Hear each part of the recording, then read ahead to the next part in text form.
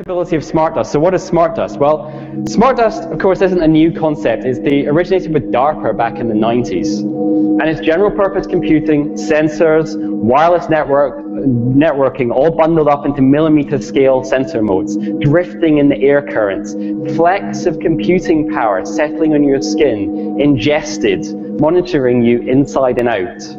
And you haven't really seen anything yet.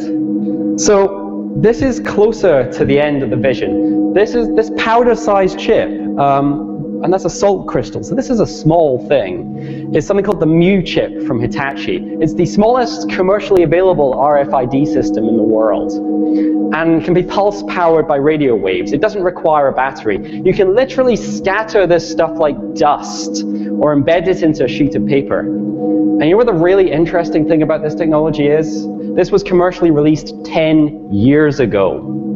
We're still essentially at the banging the rocks together stage for this sort of stuff. And you haven't really seen anything yet.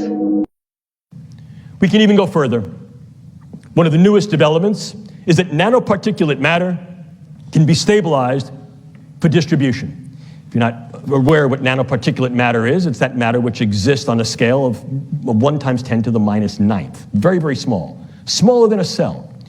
And we can manufacture materials that have discrete properties that can be controlled by virtue of bioengineering and their physical chemistry. To auto-aggregate, to be able to aggregate in particular areas based upon their biological and or chemical sensitivity. But now we go one step further. Most recently, just a few weeks ago, it was announced that you could then aerosolize nanomaterials. And go one step further, I can create small robotic units, controllable robotic units at the nanoscale, and that these too can be aerosolized to create a nanoswarm of biopenetrable materials that you cannot see, that can penetrate all but the most robust biochemical filters, that are able to integrate themselves through a variety of membranes, mucous membranes, and wherever, mouth, nose, ears, eyes, can be then uptaken into the vascular system to create clumping, can affect the vascular system of the brain, or can directly diffuse into the brain space, and these can be weaponized.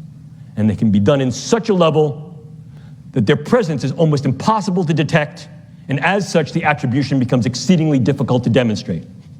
How much of this material would I need? Take a look. This is the front of my pen. This amount of nanomaterial, if be able to maintain and sustain with regard to its deliverability and aerosolization, could in fact affect all of you, or based upon where I come from, New York City, all yous. Look at this. Look at this. I'm carrying that material. Would you see it? Would I have to lug a giant weapon into the room? No, I wouldn't. And what if, in fact, I utilized some form of an unmanned aerial device or unmanned ground device as a delivery vehicle? Something like a drone or a bug. Could I do something with that? And it's not just a question of using neuroimaging and or neurogenetics to depict what's going on in the brains, literally from the genes to the level of its structure to the expression of its functions. But if I can drift into what appears to be bellicose or military terminology, but to target those things, targets to affect those things. Developing improved means and much more stereospecific approaches to accessing the brain, not crudely, but ever more creatively. Not just highly invasively, increasingly non-invasively. Utilizing other forms of technology and engineering, such as nanoparticulate matter that we can then create into sensors and transmitters that can be inhaled, ingested, rubbed on, that can then be migrated into the brain to form vast arrays of sensors and transmitters to be able to read information from the living brain and write information into the living brain in real time remotely. This is a current project of the Defense Advanced Research Project Agency here in the United States called NCubed, Next Generation Non-Invasive Neuromodulation. But wait a minute. If what we're doing is literally